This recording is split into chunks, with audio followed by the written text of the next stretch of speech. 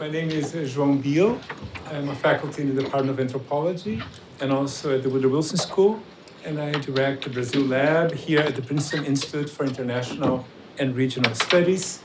Welcome, bem-vindos, to this powerful and moving event, our inaugural Stanley Stein commemorative lecture, with a keynote address by the world-renowned Brazilian historian, João José Reis, telling us a story of when the Africans hid themselves, the 1857 strike in Bahia, followed by comments from Princeton historian Isadora Mota, and a lively discussion with all of you, culminating in a reception just outside his room in the back. This event and the incredible journey that the Brazil Lab has been would not have been possible without the extraordinary and deeply caring help of our manager, Carol Dopp, and she always finds a way to disappear at the moment of gratitude. And also the wonderful, extraordinary help of our postdoctoral research associate, Mikael Mugi, as well as the unwavering support of the brilliant historian and visionary director of Peers, Stephen Kotkin.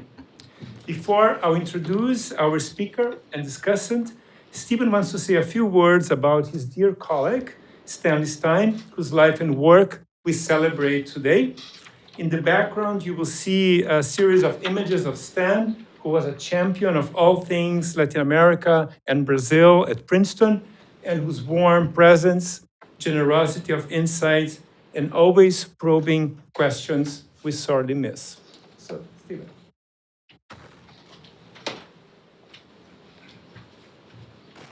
Welcome, everyone. I'm the director of the Institute, and by that virtue, I'm here to say a few words about Stan. Many of you knew him well and could do a better job than I could about Stan's life and career. As you saw from the slide, he was 99. He actually would have been 100 this June. Think about a descendant of Russian, Poland Jews coming to the United States and deciding to go to Brazil. It wasn't the obvious choice. He went there in 1942 with the war raging in Europe, East Asia, and attention was elsewhere. Nonetheless, Stan went to Brazil. It worked out for him.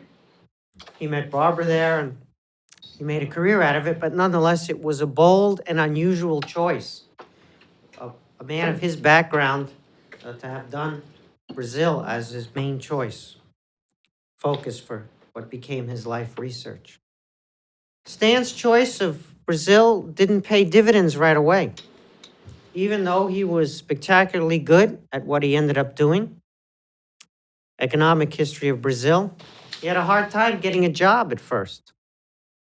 He finished his PhD and he was a little bit floundering for positions because Latin America or Brazil were not high on the agenda of university hiring. Stan, however, did get a job at Princeton University in 1953, where he remained all the way through until his recent passing. You'll know Stan as well as an economic historian. In addition to the rare choice of taking on Brazil in 1942, he chose the path of economic history. And that combination is kind of rarity squared. You remember the two great books, Coffee and Cotton, 1957. Even then, there was still no Latin American studies per se. It would be another decade before Stan became the founding director of PLOS. So today we're deeply indebted to our Brazil Lab co-founders, Pedro Monteiro, João Biel, who have really vastly expanded what we've been doing on Brazil, and you know because you're participants and beneficiaries. But we owe a debt to Stan. We owe a very big debt, in part because of the pioneering work that he did way back when, decades before it was fashionable and decades before there were any resources committed to it. He did it by himself, under-resourced, without sufficient help. The other reason we're in debt is because of the high level, the quality that Stan produced over time, setting a standard for us. And so the least we can do, and I'm thrilled, absolutely thrilled beyond belief, that we now have a Stanley J. Stein lecture, thanks to the Brazil lab, and moreover, that we now have a person who is a worthy continuer of the tradition that Stan helped us establish at Princeton. Please join me in welcoming João José.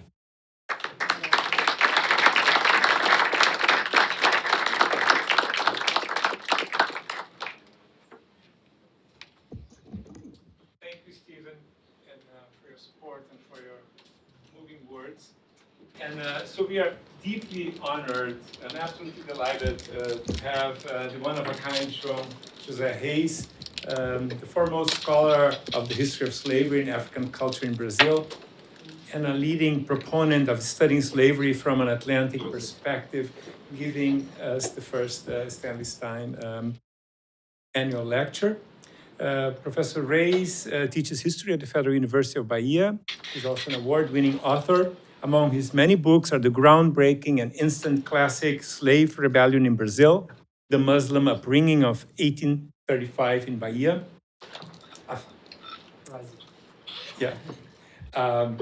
A Mortem, a Festa, Death is a Festival, Funeral Rites and Popular Rebellion in 19th Century Brazil, which earned the 1996 Clarence Herring Prize from the American Historical Association and the 1992 Jabuti Prize for Nonfiction from the Brazilian Book Council, Divining Slavery and Freedom, the story of Domingos Sodré, and the collaborative book, The Story of Rufino, Slavery, Freedom, and Islam in the Black Atlantic, winner of the Casa de las Americas Prize. João Reis has been a visiting scholar at the University of London, at the Center for Advanced Study at Stanford, as well as a visiting professor at the University of London, Harvard University, the University of Michigan, Brandeis University, and also Princeton, over 2 decades ago, where he had the opportunity to engage with Stan and Barbara Stein. João Reis received the Machado de Assis Prize from the Brazilian Academy of Letters in 2018, and will be sharing insights today with us from his latest book called Ganhadores. Then we'll have Isadora Mota, who came to Princeton last year after teaching at the University of Miami, giving some initial comments, asking a few questions. She's a scholar of modern Brazilian history, comparative slavery, abolitionism, literacy, and the African diaspora to Latin America. Her first book, An Afro-Brazilian Atlantic, Slavery and Anglo-American Abolitionism, the Age of Emancipation, is under contract with the University of Pennsylvania Press. Tomorrow, and then I will stop talking, the Brazil Lab is hosting a workshop on reading images of slavery and post-abolition, led by our wonderful Lili Schwartz, professor at the University of São Paulo and a Princeton visiting professor, and Miquel Mugi. And we are lucky to have a wonderful group of participants from Brazil. The project's postdoctoral fellow, Lúcia Stuck. Where's Lúcia? Yes. The historian Luciana Brito. Yes, and the anthropologist and curator Hélio Menezes. Yes, so let's give our guests and João José Reis our warmest welcome.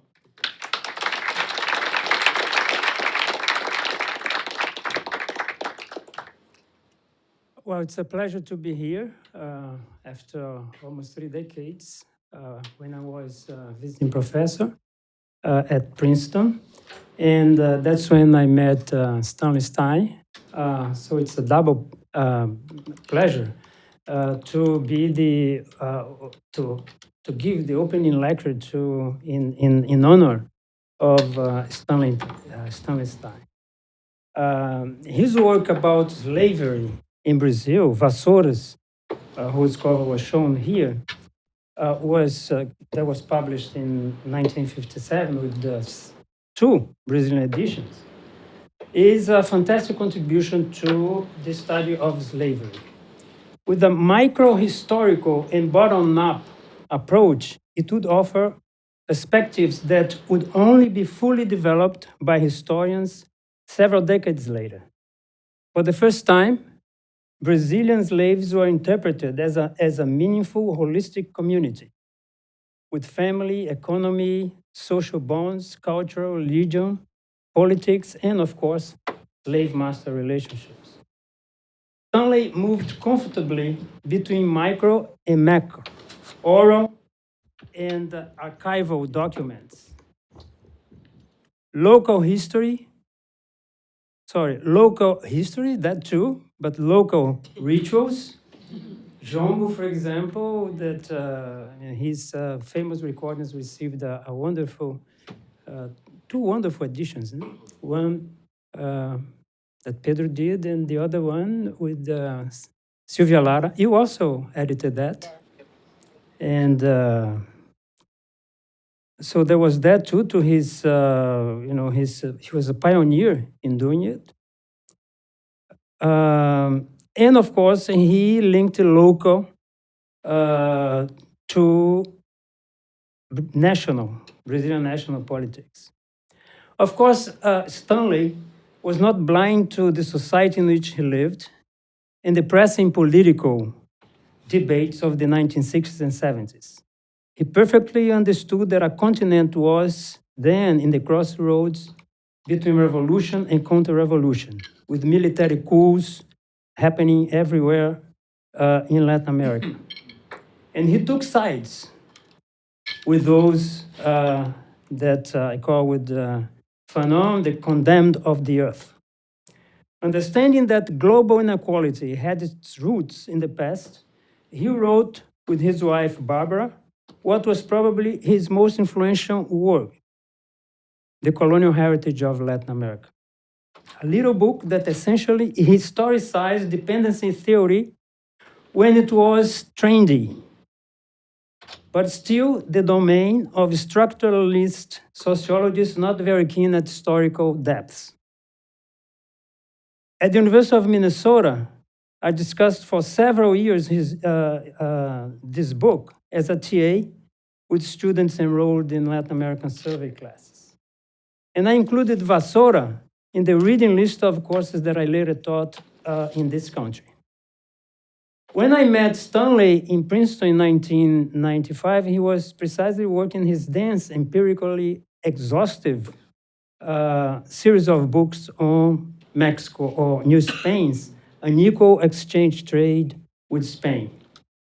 He was, in a way, testing his colonial heritage perspective with a case study.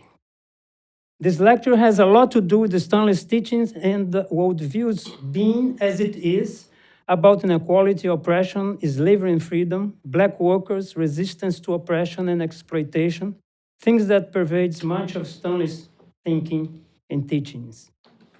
Things about which he cared not only as a historian, but as a decent human being that he was.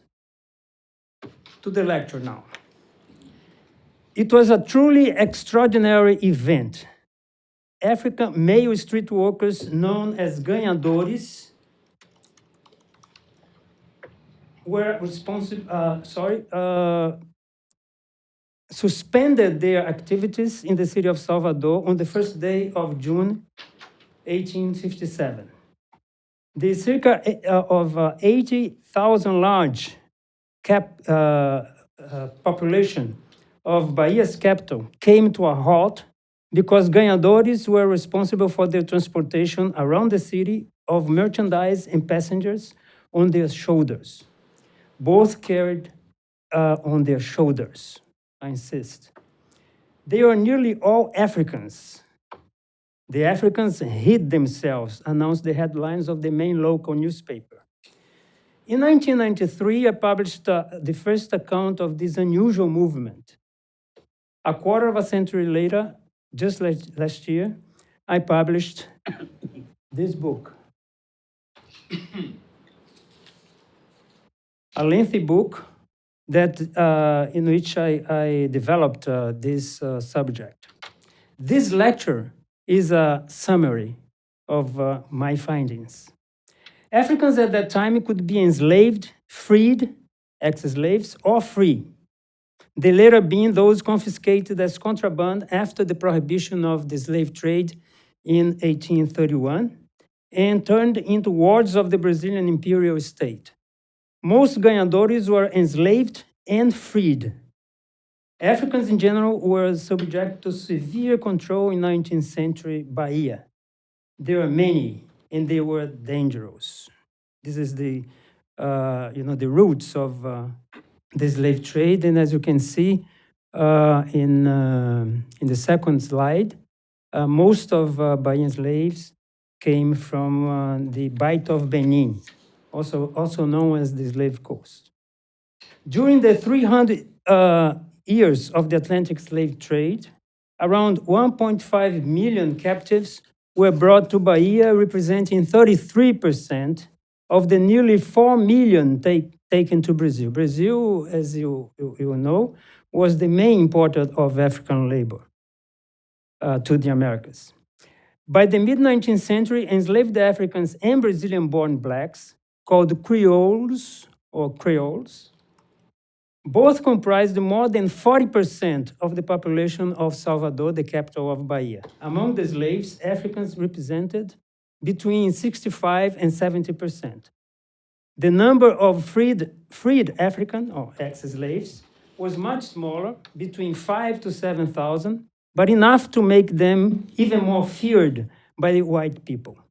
And those who considered, of course, not only white people, but those who considered themselves to be whites. That's a very important dimension of our racial classification.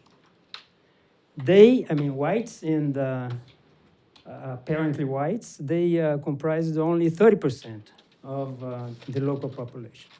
In addition, Africans in Bahia were ethnically concentrated. By the mid-19th century, between 70 and 80% had been brought from Yoruba land as victims of internal, very destructive wars. When enslaved street workers were allowed to hire when enslaved, street workers were allowed to hire themselves out in various remuneration arrangements contracted with their masters. A common feature wherever urban slavery flourished in the Americas, including the US. In this system, slaves generally kept part of their weekly earnings, which they used to pay for food, clothing, housing, if they lived outside their master's house. Many were able to save money and buy their freedom after years of hard work. And I have estimated in the case of Bahia about between 7 and 8 years. Once freed, Africans usually continued in the same trades they had plied as slaves. Freed and enslaved Africans worked side by side on the streets of the city, carrying the same loads in the same sedan chairs. This is the kind of work that ganhadores did. Sedan chair here. Again, sedan chair that we have images from the time of only paintings or drawings to the era of photography. The circulation of enslaved and freed Africans in the streets of Salvador was closely monitored by slaveholders, police authorities, and upstanding citizens in general, who harassed, humiliated, arrested, and punished Africans on a regular basis. Of course, in many cases, they were treated that way because they were often prone to resist masters and law enforcement officers. With the final closure of the Atlantic slave trade in 1850, Africans ceased to enter Salvador, and plans to expel them from the city, which were not new, mounted. These plans were conceived in the name of public safety, civilization, cultural cleansing, and what is highly relevant in my book, the promotion of Brazilian-born workers. According to this project, Africans should be forced to migrate to and or to be sold to the sugar plantations located on the shores and the hinterland of the Bay of All Saints. I believe I have a map here. Oops.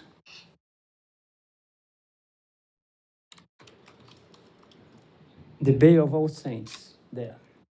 It's that area that surrounds the The sugar plantation zone is that territory that surrounds the bay, okay? And Salvador is on the tip, the southern tip of the bay. My investigation was an attempt to demonstrate in as much detail as possible how this crusade against the Africans evolved. This was not racial discrimination, exactly. That's a very important point. In the sense that the target was not the black population as a whole, but only those born in Africa, and especially freed people. With few exceptions, historians tend to write about slavery and freedom without getting into the ethnic hierarchies within the black community, hierarchies that boil down to the degree of esteem in which they were held by the slave-owning class and by society as a whole. On this score, African slaves, men in particular, occupied the very last rung of the social ladder. They were the last to be rewarded with free manumission, after mestizos or mixed bloods and Creole slaves, Brazilian-born blacks. Africans, in their majority, especially men, obtained manumission only if they could pay for it. And once freed, they would enjoy a most precarious freedom. Just like slaves, they were required to carry a pass written by a police authority or a white citizen of good standing, again, a pass that would allow them to move about the city and surrounding communities. Freed Africans were not citizens, unlike freed people born in Brazil, ex-slaves born in Brazil. The latter, the freed people born in Brazil were granted citizenship as soon as they were manumitted, and even given the right to participate in the electoral process, not all the way through, but to vote in the local elections to choose delegates. So we had something similar to what you still have here. Freed Africans weren't foreign blacks, as announced in the title of Manuela Carneiro da Cunha's classic 1985 book. I spent several pages of my book, discussing what I called a tax hike, a peculiar form of fiscal persecution against freed Africans in Bahia, a set of taxes levied on them and them alone. For the privilege of living in Salvador, for example, they were forced, since the mid-1830s, to pay a per capita tax of 10 mil reais, a sum which in 1857 would buy 66 pounds of beef. The African women who sold foodstuffs on the streets and played a fundamental role in the city's food supply chain paid double that amount. The 1857 strike was, among other things, an anti-tax movement unleashed by enslaved and freed ganhadores. It was a protest against a municipal ordinance that established the following. First, ganhadores would have to register with the city council to obtain a license to work in the streets. Two, they would have to pay a small tax of 2 mil reais per year, the equivalent of 7 pounds of beef. Slaves would have to be registered by their masters, and freed people would have to submit a certificate of good behavior signed by a free man in good standing. Finally, they would be all forced to wear a metal plaque or tag pending from their necks, with the description of a registration number, for which they also had to pay 3 mil reais, 7.5 pounds of beef. The protest against these measures paralyzed the transportation of goods and people for 10 straight days, with very few defections on the way. Between at least 1,500 and 2,000 ganhadores disappeared from the streets. By the second day, they had gotten the municipal ordinance suspended by the president of the province, who had the power to do so, to suspend an ordinance, and had come under pressure from major merchants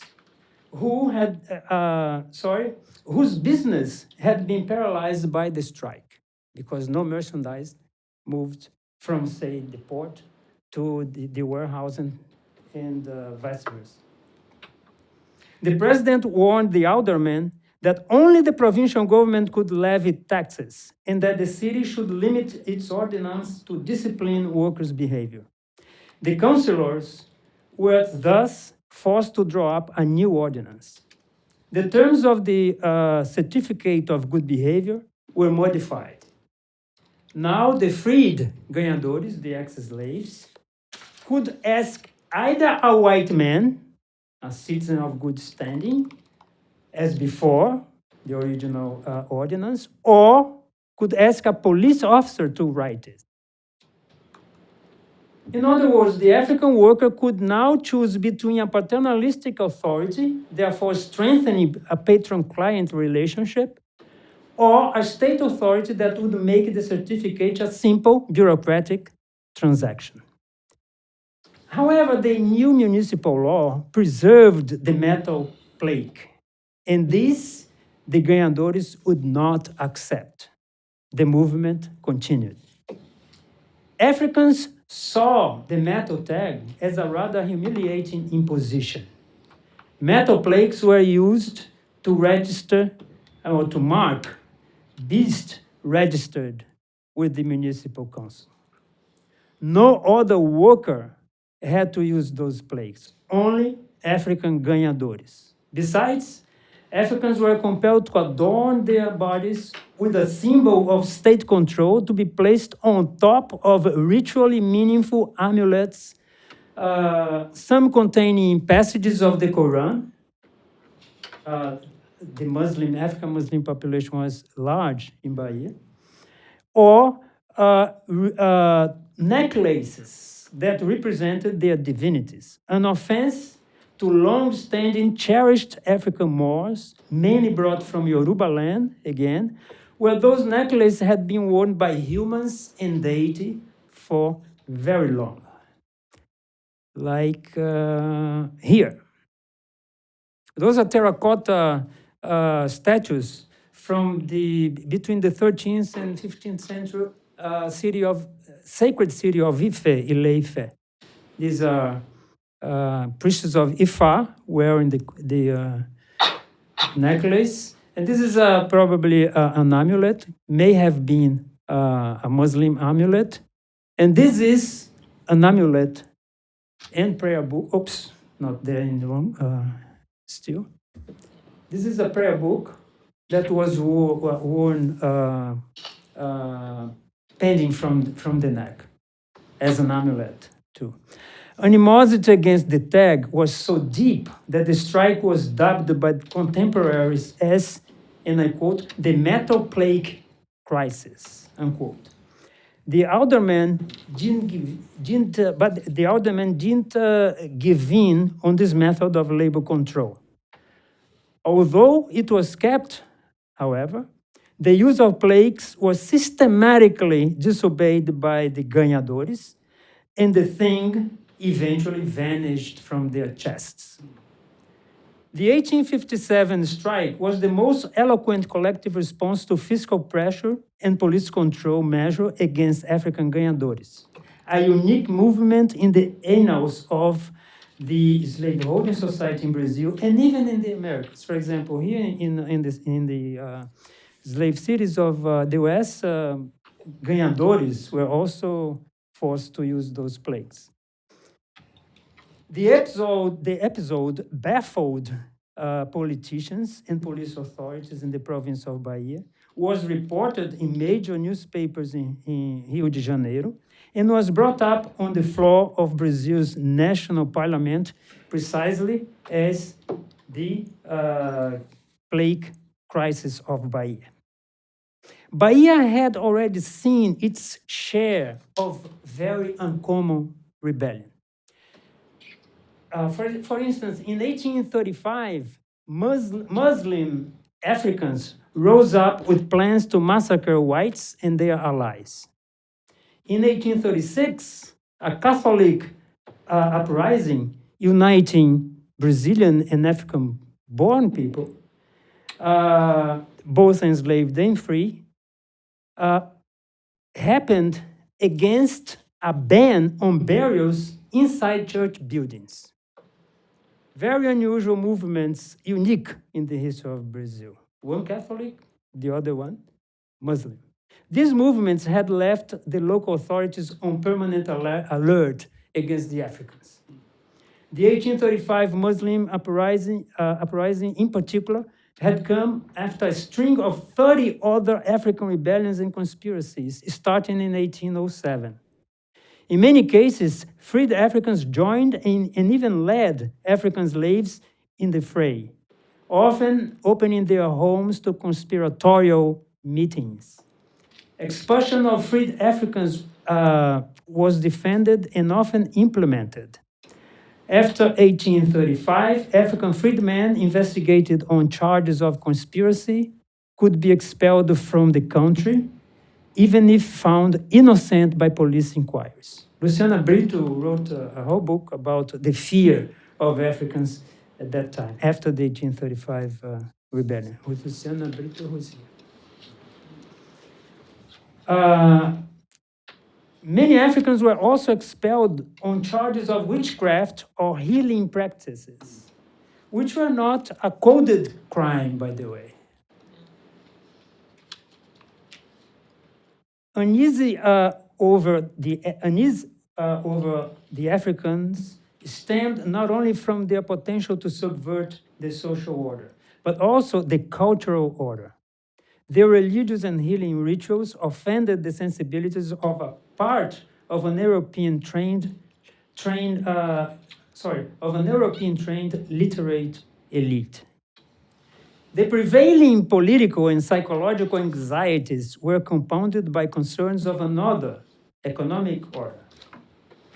The definitive end of the transatlantic trade in 1850 and the growth of domestic slave trade in the following years resulted in the scarcity of labor in export agriculture in the Recôncavo area that I showed in the map. Through their representatives in public offices, the planters campaigned for access to African laborers currently employed in urban centers, be they free or enslaved. Each day, more and more voices joined the chorus of the press in books, government reports, parliamentary debates, in other words, both in private and public conversation. One provincial president by the name of Francisco Gonçalves Martins, a Conservative Party local chief, was particularly adamant in his mission to expel Africans from Salvador. To reach this goal, he proposed that Africans should be gradually banned from the urban urban labor market. In 1850, for example, he implemented a law forbidding them from rowing boats used to load and unload cargo ships in the port, reserving that occupation to Brazilian-born ganhadores. Sometime later, he anticipated they should be forbidden from working as skilled laborers and started with a law that taxed them heavily, only the Africans, including the freed Africans. Some contemporary commentators, including a few abolitionists, misread these and other measures by Martins, praising him as a dedicated abolitionist. But emancipation was not his aim at all. Otherwise, he would have exempted freed Africans from his schemes to expel the Africans. He simply wanted to see all Africans in the place where, in his mind, they belonged, working on sugar plantations. More than only representing a class, Martins was taking good care of his own interests. He was a planter himself. But we should not read his mind in this crude sociological vein only. He seemed to have dreamed with a city devoid of Africans because he abhorred them. He feared them. He considered them savages that should be hidden from civilized European visitors, which he wrote in bold letters. However, President Martins did not stand alone. Moving from fact to fiction, in 1860, the Bahian poet João Nepomuceno published a novella in which he conceived a fictive parliamentary bill that banished freed Africans from all Brazilian large cities. Only those working in agriculture could stay in the country. Nepomuceno accused Africans, just by virtue of their living in Salvador, of inflating the rent and food prices and of monopolizing street work, leaving Brazilians homeless and unemployed. He also argued that Africans corrupted the local religion by spreading superstition and witchcraft. Regrettably, African-born black workers also discriminated against Africans in the institutions that they created, especially in the second half of the 19th century. Black mutual aid societies, such as the Society for the Protection of the Needy, created in the mid-1800s, did not admit Africans, and an association of ganhadores, called Union and Industry, created in 1870 by black veterans of the Paraguayan War, also explicitly excluded African members. Coincidentally, both organizations had President Martins as a benefactor. But not everything was thorns. African ganhadores were met by other, more moderate and even supportive gestures on the part of free men and women. That explains in part why Africans did not give up Salvador altogether. Many did, went back to Africa, but not the majority of them. Even the highest authorities in the province might disagree about the harsh treatment afforded to Africans. João Luís de Sinimbu, a very important imperial politician, the provincial president at the time of the strike in 1857, born in the state of Alagoas to the north of Bahia, a Liberal Party cadre, educated in Germany, he spoke on multiple occasions against anti-African policies by previous administration. He criticized the ban on African rowers, for example, and suspended a municipal ordinance that punished African middlemen in the food trade. Sinimbu also refused to lash out against the strikes in 1857, even as the press urged him to do so. Members of the Provincial Assembly also opposed anti-African radical anti-African proposals. One such plan, in 1849, would have raised the tax paid by African ganhadores by up to fivefold, and failed to go forward in the face of opposition from most assemblymen, most of whom certainly owned enslaved ganhadores or used their services, say, as sedan chairs. They would leave Parliament carried on sedan chairs to their houses. Yes. In addition to politicians, ganhadores, when enslaved, might be protected by their masters against abuse from policemen, municipal officers, and free people in general. In 1857, only after the fiscal aspect of the ordinance had been removed, masters tried, albeit in vain, to force their slaves to go back to work. Only a few slaves did so, and their masters seem to have understood that once back on the streets, they became the targets of violence from those who continued striking. There is no evidence that masters punished their slaves for refusing to wear the damn metal plate. Finally, certificates written by white by white men vouching for the good behavior of African ganhadores, the freed ones, reveal a protective shield that benefited masterless Africans. Former masters, friends of diseased masters, landlords, neighbors, and clients, people who hired the services of the ganhadores, all wrote good recommendation letters on behalf of these men. All this, of course, was baked into the economy of favors and subalternization, but also negotiation that coexisted with violence in a slaveholding society. Nevertheless, it was individual protagonism and collective solidarity that prevailed in the ganhadores' daily and incidental strategies of survival and resistance. In taking on the government, African men and women repeatedly requested to have taxes and fines waived, wielding a great many justifications such as poverty, old age, having locally born children, and even fighting in the War of Independence. That in Brazil we had a war between 1821 and 23. If their goods and tools had been confiscated, or if they were arrested for some poorly explained transgression, African working men and women would complain in writing and often won their demands. The incredible volume of paper that Africans fed into the government bureaucracy allows us to write the history of their resistance to the state from their own angle. Above all, the ganhadores organized themselves collectively, whether to work and trade on a daily basis or occasionally to protest as a class.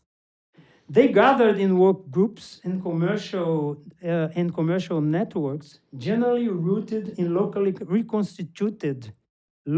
reconstituted ethnic identities. That's very relevant. In 1857, the ethnic dimension of the movement had a Yoruba accent. These street work groups were called cantos, a word that means song, melody, for the works worked, singing. But canto also means street corner, the ideal setting in the urban geography for the ganhadores to gather to offer their services to potential clients. The cantos, which had a leader called captain, functioned as the main organizational and mobilizational resources that allowed Africans to bring the city to its knees in 1857. As the African-born population declined over the second half of the 1800s, these work groups, which had been exclusively African for at least a century, ceased to be so. In 1857, the year before abolition, one Head Street book counted over 1,700 ganhadores, roughly half Africans, half Brazilian-born, including 5 whites or almost whites. That's how they are registered, almost whites in the book. Had they been, say, a lawyer, they would all probably classified as whites, of course. A new order was arising in which the future street worker would soon become all Afro-descendants, not Africans any longer. Street labor ceased to be ethnically defined, as in the era when Africans dominate the street labor market. It was now racialized, but with a strong class inflection. An African institution, however, the cantos, those work groups, had been the school in which Brazilian ganhadores had learned to see themselves as part of the working class. During the first decades after abolition, estivadores, the direct descendants of African ganhadores, would mount the most strikes of any sector of the Bahia proletariat. I'm reaching my conclusion. There is no evidence that ganhadores were in any way inspired by outside ideas or influenced by outsiders. For example, foreign sailors who were in constant contact with them in Salvador's wharfs. If there was an international dimension to the strike, it resided in that strikers were Africans whose lives became connected to Bahia by means of the slave ship. Africans who organized themselves based on ethnic solidarity, rooted in their previous experience in Africa, and who ended up building a collective perception that their labor was essential to the proper functioning of the city.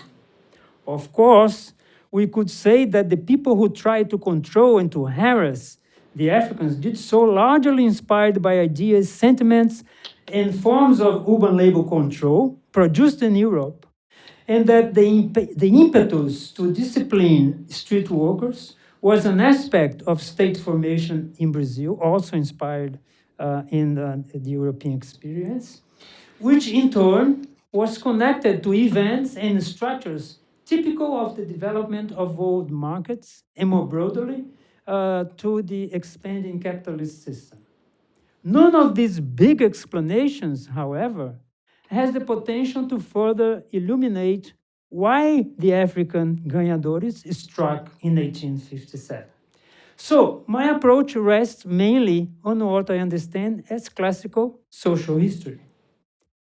This remarkable event, in a way, rewrites Brazilian labor history, particularly the history of the labor movement, placing African urban workers in a prominent and dignified place. They waged the first strike to freeze for many days a vital sector of the economy in a major Brazilian city. This movement, moreover, is also significant as a memory of resistance. In present-day Brazil, history has become a fundamental battleground as the extreme right and its few but vocal ideologues fiercely dispute and deforms the past. Episodes such as the 1857 strike are important weapons in the hands of social movements, namely labor and black movements. The battle is particularly hard in Bolsonaro's Brazil, but it's not finished. For those of us committed with the anti-fascist resistance, let's say with Bob Marley, the harder the battle, the sweetest the victory. I had to finish this lecture with Bob Marley. And I think that Stein would agree. Thank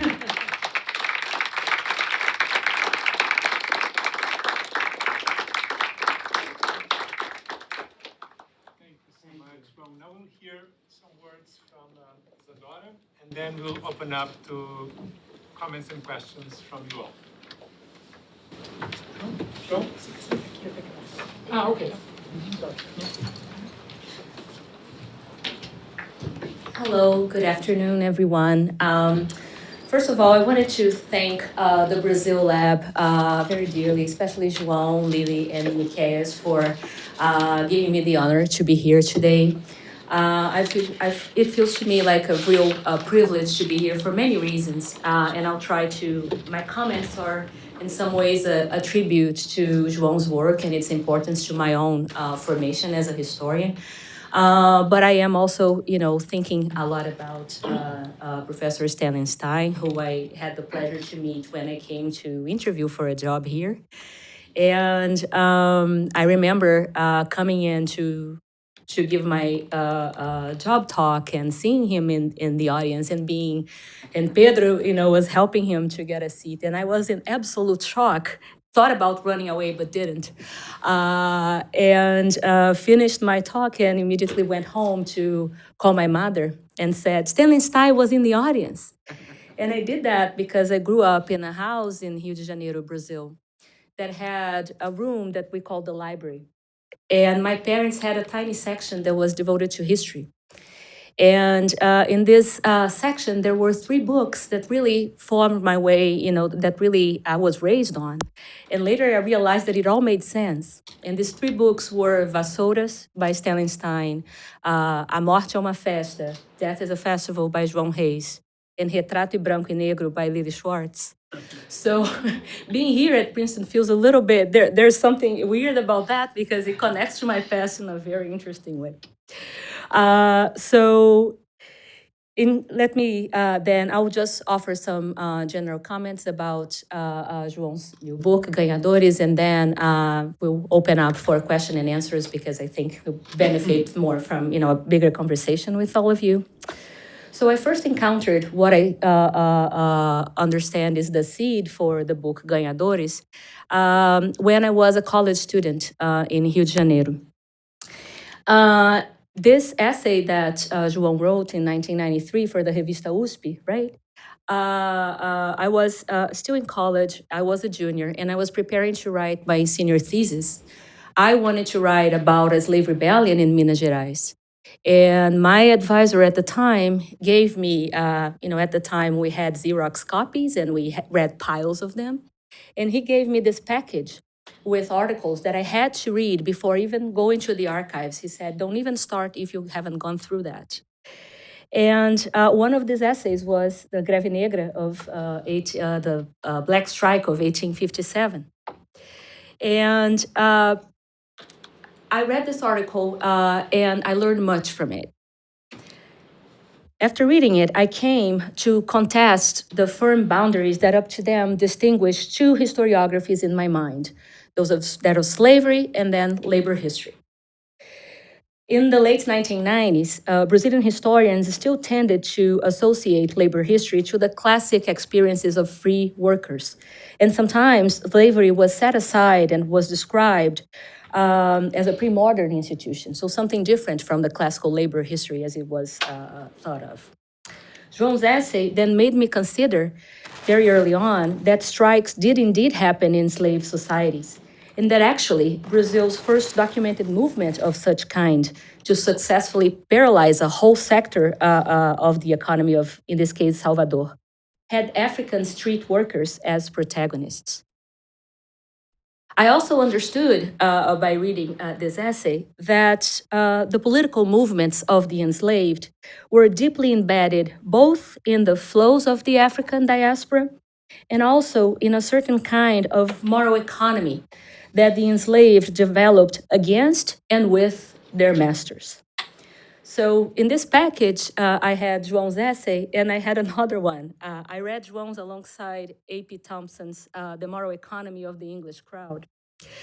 And so that story about customary rights and the moral economy kind of stayed with me as a young student.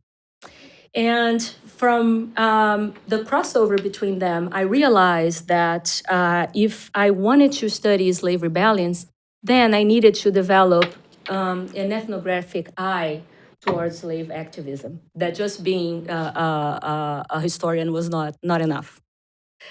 So all in all, João's essay offered a different origin story to the formation of the Brazilian working class. One that was based on the lived experiences of street workers, the ganhadores, who saw no clear boundaries between ethnicity, religion, and political consciousness. Like João mentions in his book, with him, I learned to think from the point of view of Africans in Brazil about themes that history had reserved until then to the exclusive purview of intellectual and political elites. So with his work, eu aprendi a pensar africanamente sobre os temas da história do Brasil, to think from an African point of view about the history of Brazil. So over the years then, João continued to frame the ways I understand Brazilian slavery. And what I realize has continuously driven me back to his books is his ability to write a history of Brazil in which Africans and their descendants figure as subjects, despite official narratives that consistently depict them as subordinate, derivative, and marginal. Those slaves and libertos, the freed men and women that João studies, can be found pretty much everywhere in Brazilian archives, in the archives of slavery, right? But their existence is predicated in the curtailment of their self-representation. So they are mostly spoken about, their worldview usually described as improbable or unimportant. People like the ganhadores usually show up in the archives as empirical persons whose activism is presented as external to their consciousness. Their movements reduced to instinctive reactions to oppression rather than conscious undertakings against state control and dispossession more broadly. For me, it has been tremendously empowering since my college days to find in your work, João, a world in which awareness and the will to effect political change is a crucial part of the lives of African descendants in Brazil, like myself. So I read Ganhadores, João's new book, as a piece of Brazilian and Afro-Atlantic history, a book that asks us to contemplate the history of 19th century Bahia at the intersection of a vigorous anti-African campaign and the vibrant urban culture of ganhadores, those carriers of goods and people who at the time were mostly African, mostly Nagô, freed and enslaved.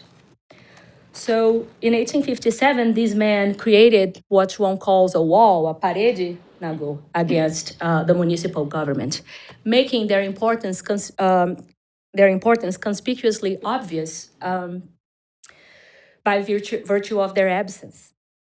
And authorities accused them of waging even a revolution of a new kind because these men didn't even leave the local government with options for repression. They had never seen anything of that kind before. So I want to leave us thinking about some themes that I think are important from the book, and I'll offer just 2 questions because I don't want to take too much of our time. But I would say that in Ganhadores, João is inviting us to think deeper about the street as a workplace embedded with cultural meanings. Instead of being solely the realm of informal economies or of unevenly, just governed unevenly by the ebbs and flows of daily life, in Ganhadores, the streets of Salvador are a space of labor organized ethnically, like in the cantos, like I just mentioned, whose rhythm is oftentimes discontinued, marked by the music and cadence of African collective work. This book also asks us to consider how the heads and shoulders of African ganhadores and ganhadeiras remap the economic geography of Salvador, revealing a city that looks perhaps very different from their point of view. In Ganhadores, we encounter, for example, enslaved peoples betting on the lottery, playing Ayo, right, a game coming from what is today's Nigeria, sewing different kinds of matted hats to carry goods on their heads. Ganhadeira is celebrating Iemanjá, the goddess of the sea, in the middle of their workday. Or the scars, tattoos, and physical disabilities that told very painful stories sometimes on the very bodies of the Bahian street workers. And João also explores, and this is the part that I perhaps like the most, how anxieties about Africans played a crucial role in the elaboration of the discriminatory legal and social categories of Brazilian governance in the 19th century. And in the end of the book, I think what stays in the reader's mind is this beautiful cover of this book. As João mentions, the face that transcends time and explains the strike, o rosto que atravessa o tempo e explica a greve, with the very suggestive title in Portuguese of Ganhadores, which also means not only the self-hired enslaved and freed people, but also means victorious. So for those of us walking into a bookstore in Brazil, looking at that cover and seeing, sometimes for the first time, a Black man on the cover with the victorious title on the bottom in our very political moment, that has a lot of meaning, right? That didn't get lost on me. And I know this was on purpose. So to get our discussion going, then I'm just going to suggest two questions. So João, you mentioned that the 1857 movement was a response on the part of the ganhadores to a war waged against them by the government of Salvador, by the municipal government in many fronts. Taxes being, this fiscal war being a very important part of it, but also the use of the identifying plagues, the criminalization of Black sociability in general. And you talk about how that war against the ganhadores is part of a bigger effort to de-Africanize Salvador. Right? And here I think you touch on something that is very important because we usually, we not always remember 19th century Brazil as such a xenophobic, kind of anti-African society. And yet, this is a society that is using deportation, for example, as both a tool of social control and also of nation building. So it's not only that they want to send Africans back to Africa since the first abolition law that is passed in 1831, but there's a almost century-long ban on the immigration of freed, of emancipated Black men to the country, right? So it's in both fronts. Brazil is kind of defining its borders against Africans, both coming in or by sending them out. So my question is, how does that help us then rethink this period, the mid-19th century, this period after the abolition of the transatlantic slave trade, but still before the abolition of slavery? Instead of thinking about Brazilian slave society pretty much as a society defined by the conflict between masters and slaves, what is it that we do then with the role of libertos? Is it that the African freed people are the state's number one enemy as it consolidates itself in the 19th century?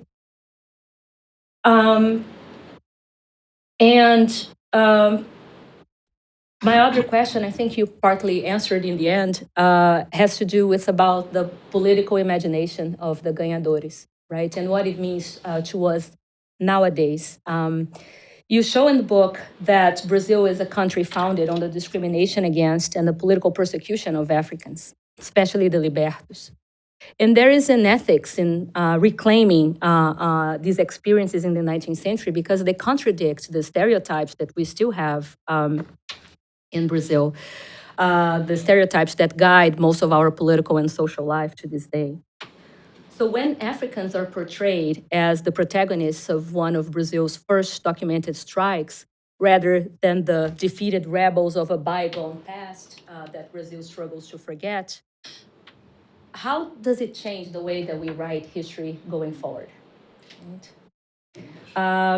These are the questions that I wanted to open our discussion with, and thank you so much, João, for sharing your work with us. Thank you.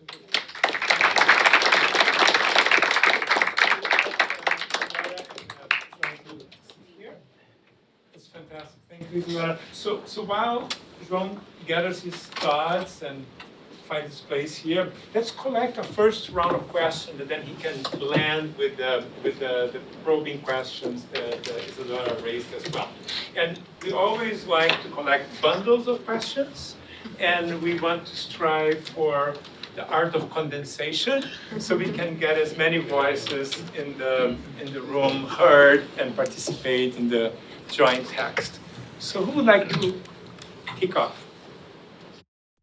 Yes, you, and then Ernesto.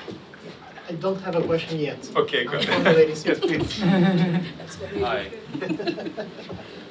Yeah, our sexist mind tends to depict the workers and the protagonists of the story that you were telling as men. So I would like to ask you to speak a little bit more about the role of women in this strike specifically.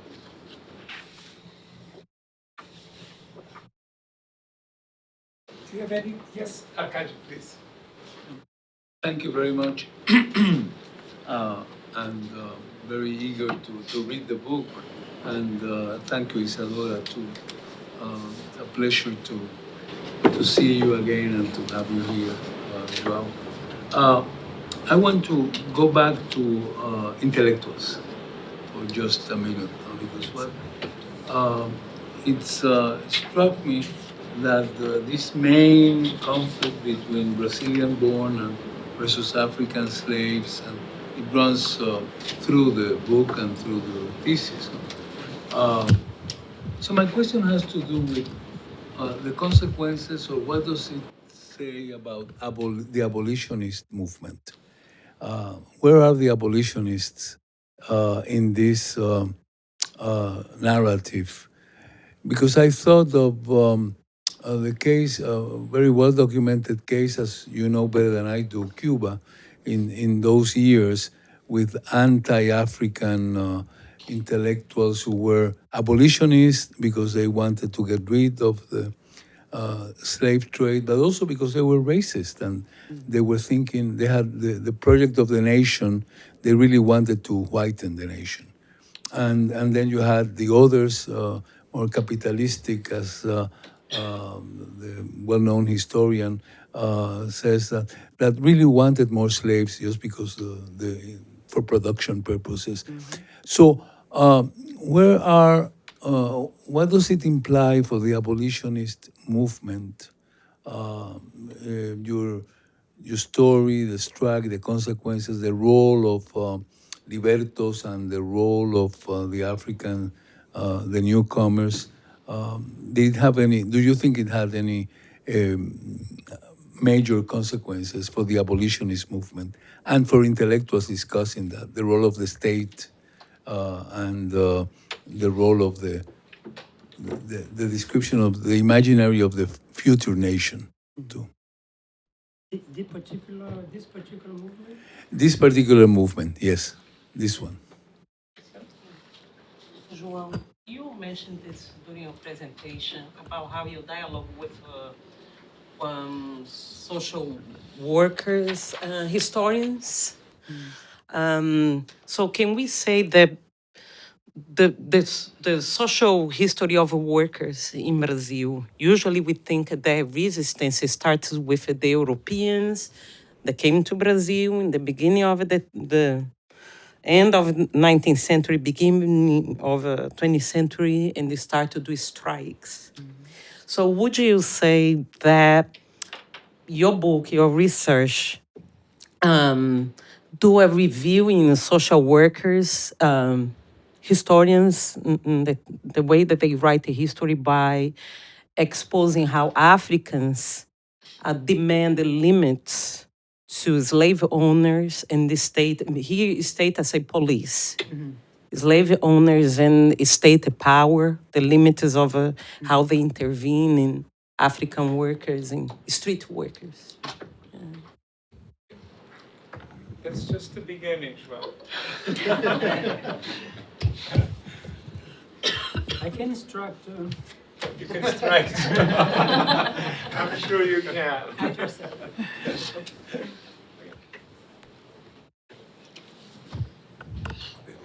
Well, thank you for the questions, and thank you very much, Isadora, for your, how to say, moving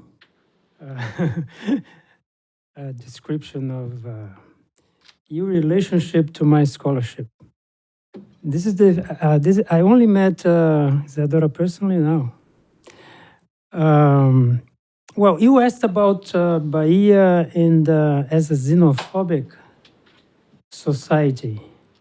Brazil in general. Brazil in general. But let's talk about Bahia, because I believe that nowhere in Brazil you had, well, maybe the research has not been done, but you had xenophobia so much directed, so strictly directed towards the African. Okay, with specific laws and so on. At the same time, Africans in Brazil could be very prosperous. I mean, there was an African bourgeoisie, you can say, in Bahia that was formed, linked to the slave trade and to slavery, because that was the only way of becoming wealthy in 19th century Brazil, was to invest in slaves. And ex-slaves invested in slaves. Even slaves invested in slaves. Okay? So although you had on one side this intolerance against Africans, and on the other side, you have mechanisms to allow them to rise up in the social hierarchy and even become rich. Right now I'm writing the history of an ex-slave who owned 28 slaves when he died in 1865. I mean, this guy was very rich. I mean, he was among the 10% most rich people in Salvador. Okay, counting from post-mortem inventories that property inventory that were left after. So that, but this was also how to say. It was something that bothered white people. They could not do too much against it because, after all, this was a society hooked into capitalist system in which property was sacred. So there was no, there was a law that forbade ex-slaves from buying real estate property after 1835. But even there, Africans, would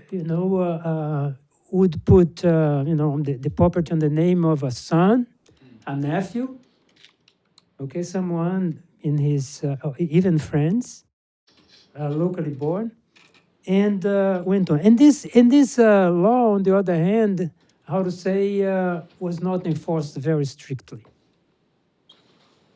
So there were, in any case, attempts to, to bar them from social climbing, at least on the material dimension, because on the social and political dimension, as I mentioned, they were not considered citizens, and of course, even those very rich Africans, they did not socialize with white people.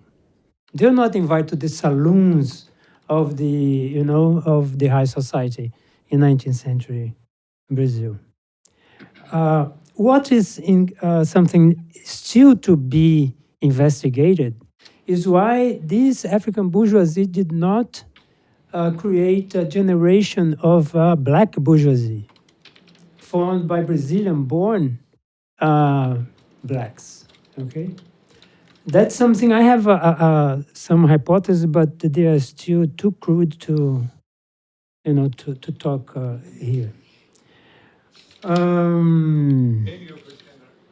Maybe over dinner. Okay. How freedom, the role of the Libertus in defining the slave society. Oh, the role of the Libertus in defining the slave society. It was very important because manumission was a very important control factor of slavery.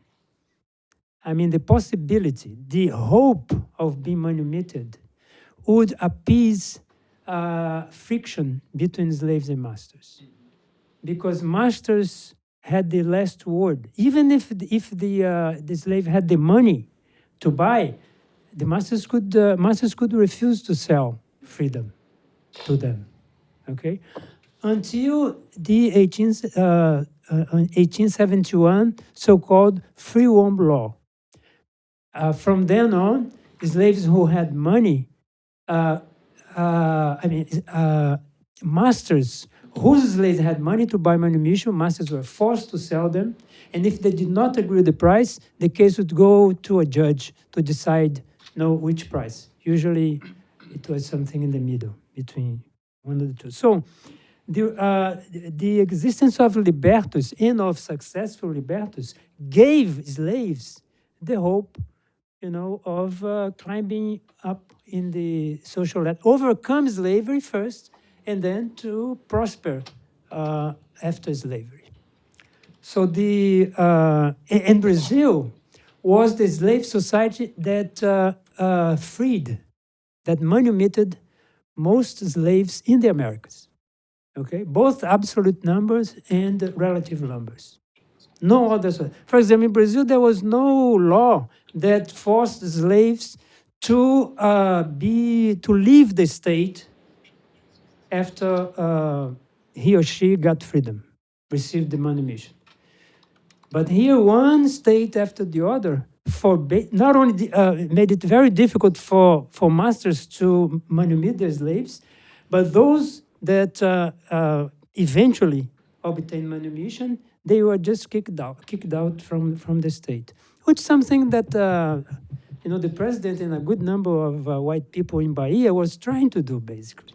Okay, except that in that case was to expel from one city to to the countryside or altogether from the country, and as I mentioned, many returned to Africa to build so-called Brazilian communities in Africa, which is a very known phenomenon.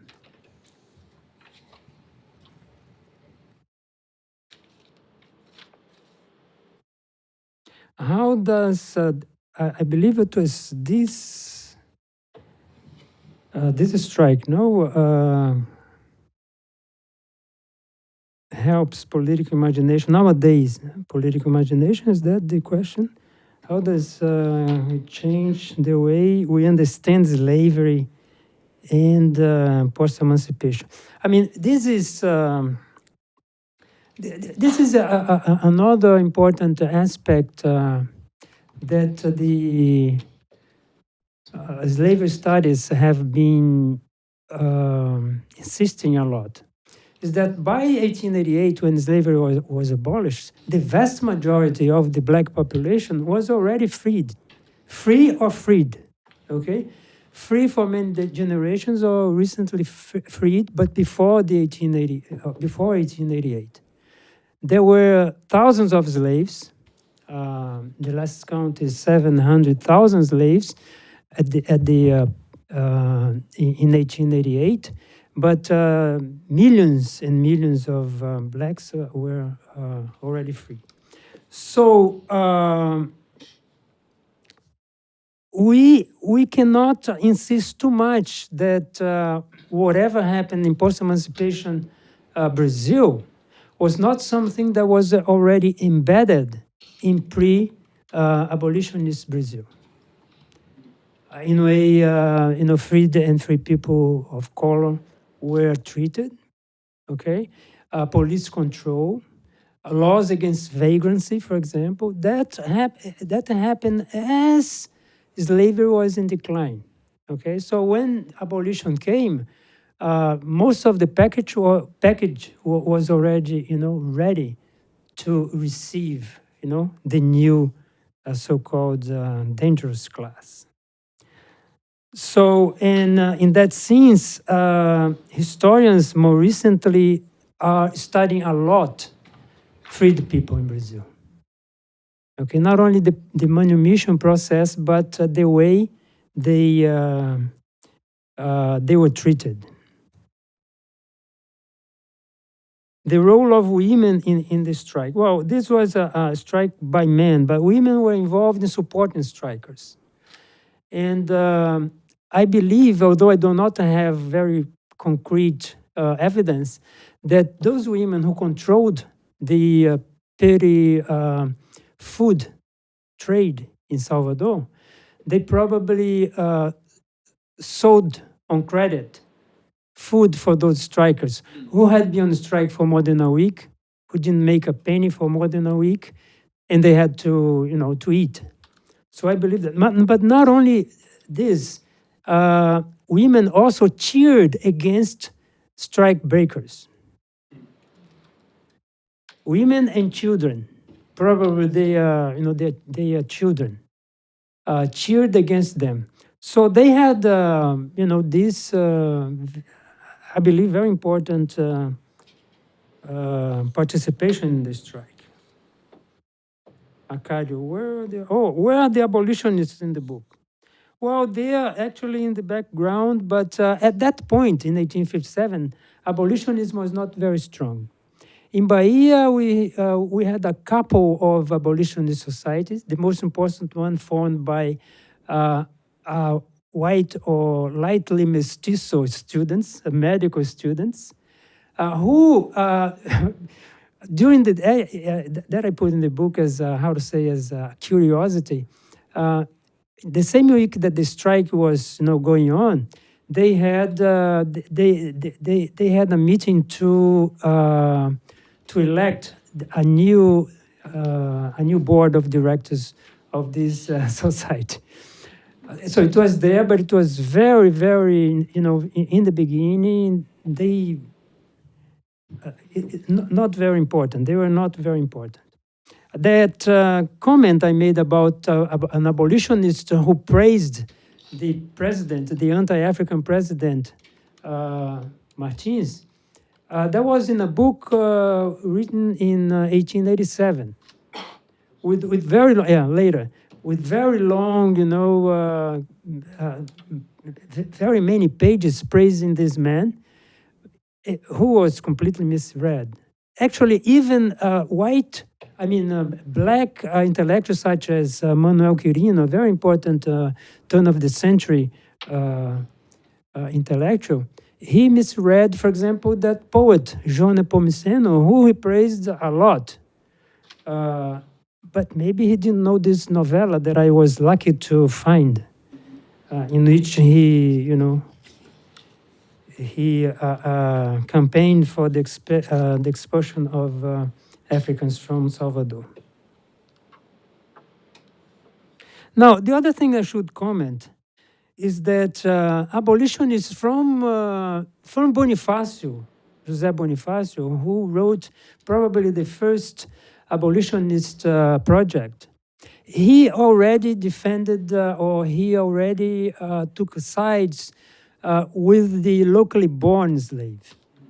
Okay, those should be, the first to be, and the Africans were, the radical movement, federalist movements, also they invited black slaves and free to join the movement, but only those born in Brazil. Okay, of the more than 30 rebellions that happened in Bahia between 1807 and 1835, no locally born slave joined. On the contrary, many joined on the side of masters against the rebels. Okay, there was one exception actually, in which in a plantation in the Recôncavo area, the Bay of All Saints, in which slaves rose up in arms against an overseer that they accused of being a witch. So it seems because it was a rebellion that, in a way, had an African, discourse, rebellious discourse. Well, social historian, Luciano. Social historians or the historians of labor nowadays, they have paid penitence, to this idea that the labor movement and even the formation of the labor class was something that happened with the coming of immigrants at the turn of the century.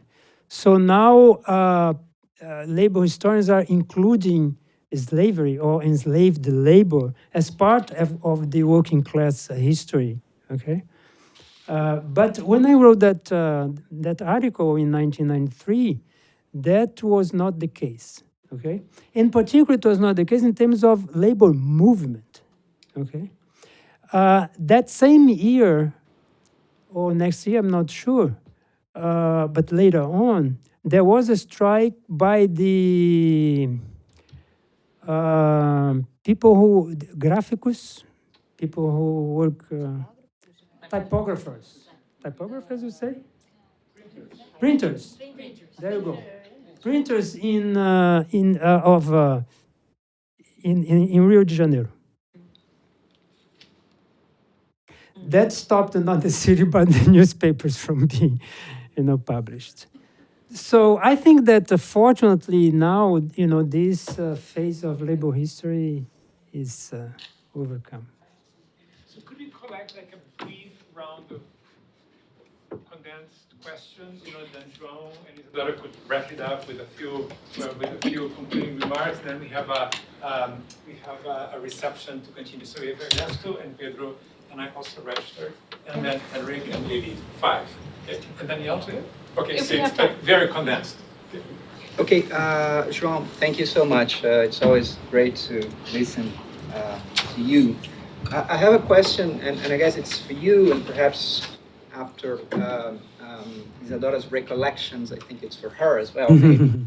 It's about the historiographical debates that are behind your own work, because, I mean, seeing the ganhadores as a social class is not something to be taken for granted. And the name of E.P. Thompson is obviously clearly, I mean, hovering over what you said and Isadora's recollections, and those here who are Brazilians or who are at least 50, I mean, sort of know the hot debates in the 90s in Brazilian Academy about social class and slavery.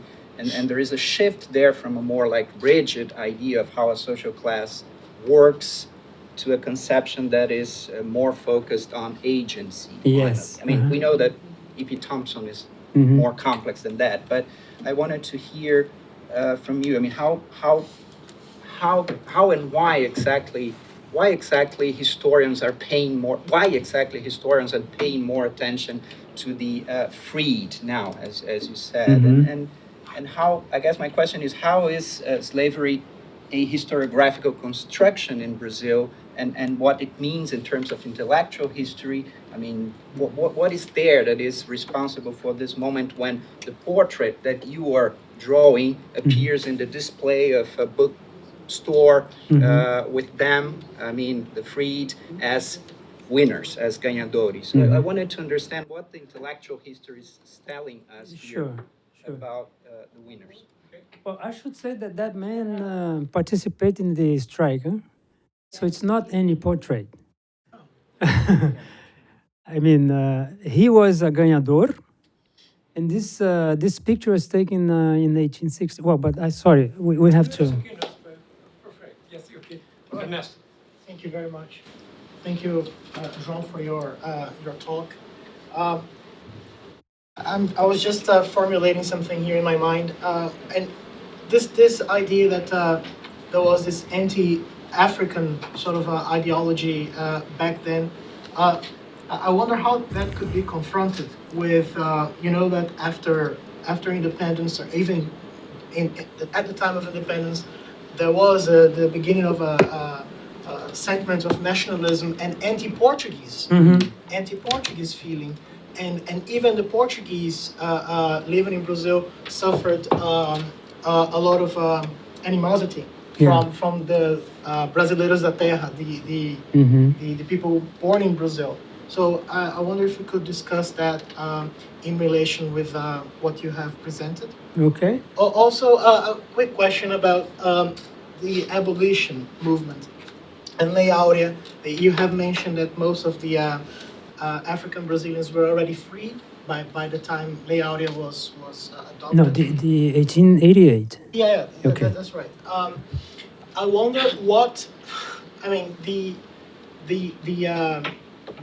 people who paid for their freedom thought about granting freedom for those who didn't work for it. Just as an idea of, well, you didn't merit being free and I did. So what were the opinion, if you had access to that in any archival form, to measure what the locals were feeling about that towards their African American brothers? If you could discuss that, yes. The other thing I was going to ask you is this duality between an African Brazilian being seen as means of production and labor. I wonder if, in order to resolve that, we would have to push the history of capitalism much back before even the Industrial Revolution, because yes, the slaves were commodities, but they are also workers. And I wonder, in the history of capitalism, how you could sort of update this understanding and include that in your discussion as well. Thank you.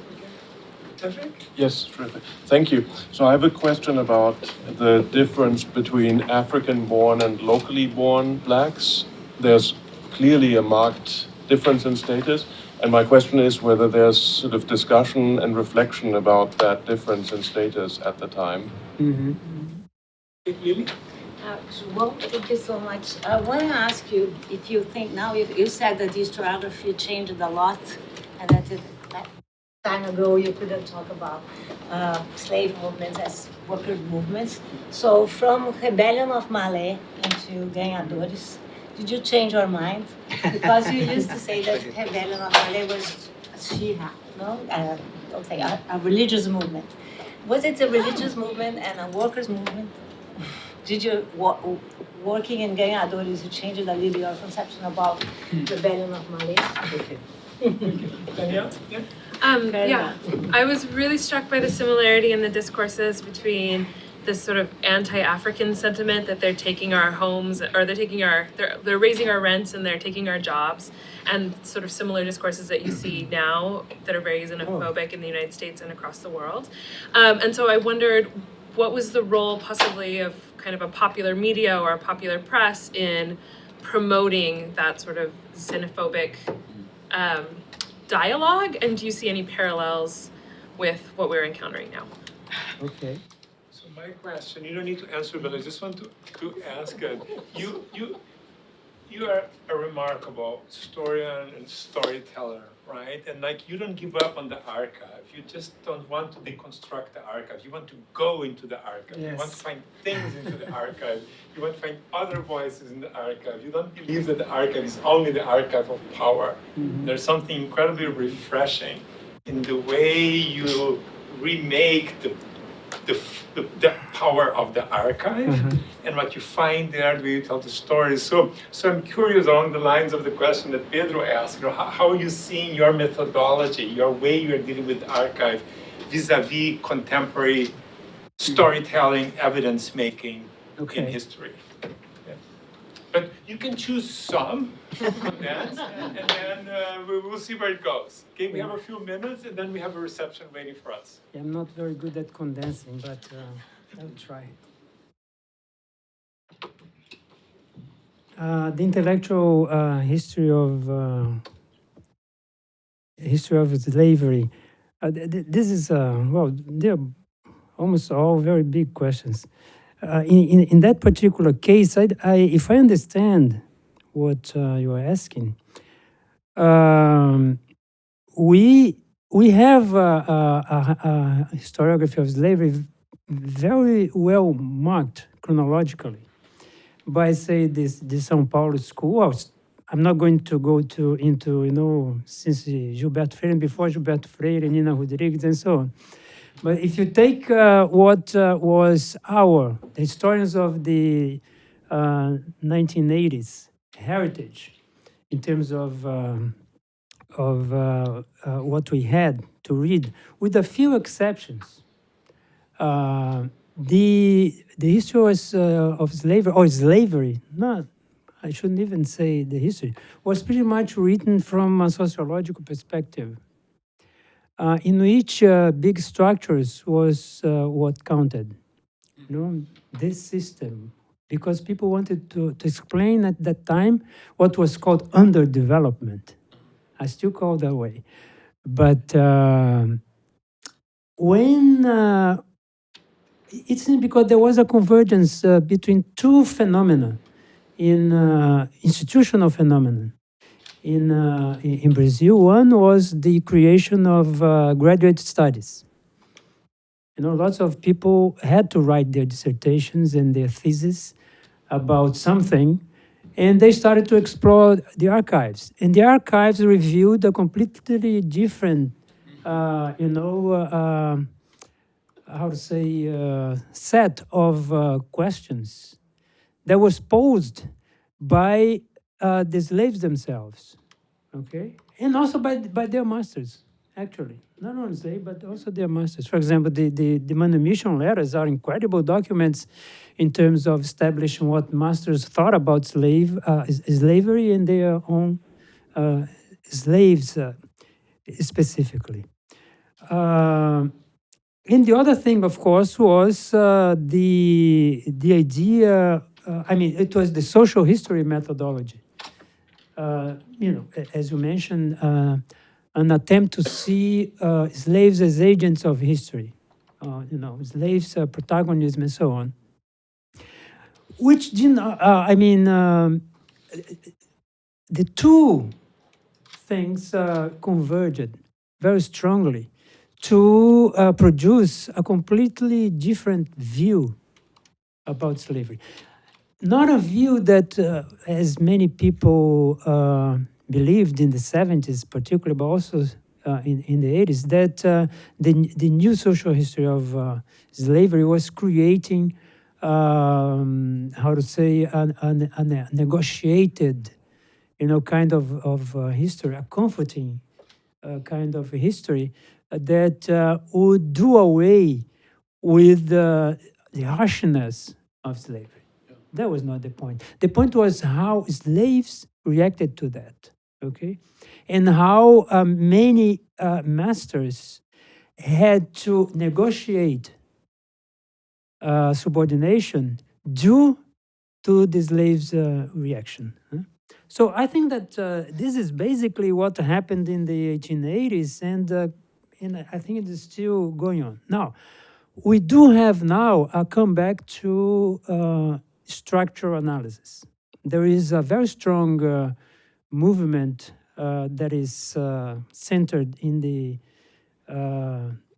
University of São Paulo Department of History, okay, which is the second slavery movement. That although they preach that they want to connect micro history or social history with the world history or the history of capitalism and so on, they're still up there in the clouds. Okay, I did not see. I still did not see any work that convincingly connects the two. But I think it's interesting that we have new views. This is an attempt to rescue important classic works like Eric Williams' works, Marx itself, the man who started this movement, Dale Tomish, who is a sociologist. The first chapter of his book, which is a manifesto, is an analysis of Marx. And it seems because he's, as we say, a Thompsonian de carteirinha. No? And his book on is it Martinique? No, on Dominica. Is a book. It's a social history, a Thompsonian social history of slavery. And now he has moved to this, but he did not produce yet, okay, a blending precisely of the two, of what he wrote in about Dominica and what him and his how to say fellow second slavery scholars are doing. Say something. So, Please. when I think I went to graduate school in Brazil in a delicate moment when historians were really fighting against each other in the early 2000s. And so first there was a conflict between the social historians and the ones that did quantitative history, right? Which side are you on? And then I remember going into graduate school and wanting to be a historian of slavery, having to choose between a social history of culture and a social history of labor. Like, but I do slavery. Where is it that I go? So I stayed with the social history of culture because the ethnographic kind of eye that like João develops in his own books But I went across the aisle to get the Marxist history that I also needed to understand slavery.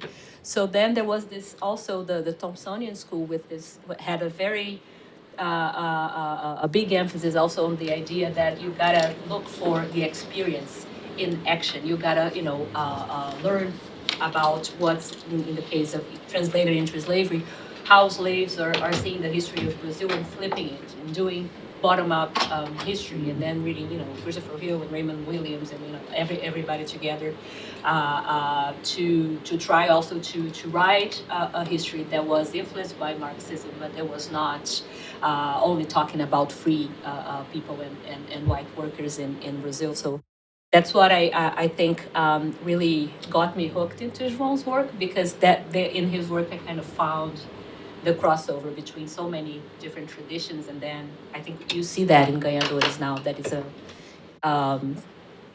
something different from what we've seen before, right? It's not a counter history. It's something completely different. It's a kind of epistemological kind of leap.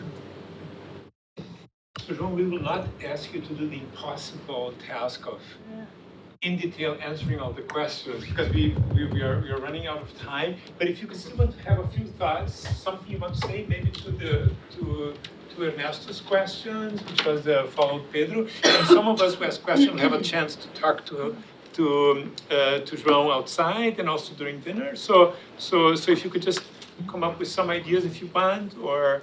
Okay, well, I will try to answer very quickly, those questions. So, Ernesto, anti-Portuguese feeling was very important. Even I discussed that actually in this book, because there were people who hated both Africans and Portuguese. Okay, and some of them hated the Portuguese more than they hated Africans. So that is discussed in the book, because many thought that Africans and Portuguese, in that case, Africans who were enslaved by the Portuguese, were controlling the labor market. For example, as rowers, okay? The Portuguese owned the boats, and they employed the African slaves. But that is discussed, but that's a very interesting, a whole book could be written about this. The difference between African and Brazilian, but this is something that I have been insisting systematically in my work since the Malay Rebellion. There were clear cleavages between, African-born and Brazilian-born slaves, but a more nuanced view of that should include which generation of Brazilian-borns are we talking about, because those people, they were sons and daughters when they were first generation, and they were socialized in the African community. Okay, it's the next generation that starts to deviate. The 1835 rebellion, my interpretation is actually, what I say is that there was a convergence of religion, ethnicity, and class. So it's not, I do not, take religion, how to say, as the main important aspect. So in that way, I'm still the same, unfortunately, because it's good to change, no? The press, the press did promote. We cannot talk about popular press because very few people read at that time, okay? Including a few slaves. But the press in general, they were promoted. A few newspapers, a few editors did took the side of Africans. For example, when they were disputing with the Brazilian-born those Paraguayan veterans who founded that society of Ganhadores, there was one particular newspaper that said, you cannot forbid people from, getting their living. And that's what basically the veterans, the Brazilian-born black veterans of Paraguay were trying to do. And the leader of this association, this co-op, it was a kind of co-op, was a first generation Criollo. Okay, I identified him. The archives. We've been talking about this. As we know, there is what people are calling a decolonial reading of the archives, in which the archive itself becomes the subject of the study, not what the archives contained. Okay, so the discussion then is how archives were created, why they are organized in that way, and what they are doing to the history of the bottom up of those, the subaltern thing. I mean, we can even trace that back to subaltern studies and, of course, Foucault and so on. But now, many books are being written about the archives themselves. I don't think there is anything wrong with this. Okay. But I think that we still can get a lot of what the archives contain.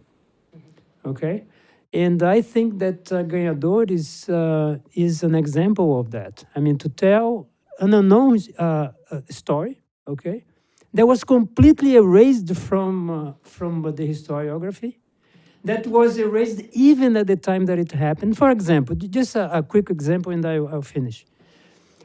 The president of province made a report, like the governor does.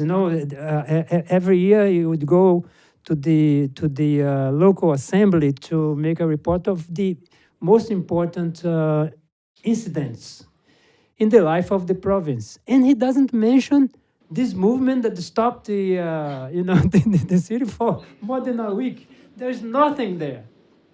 Okay, it's really incredible. And so this movement was completely lost to history because of this silence. Okay, let's eat and drink.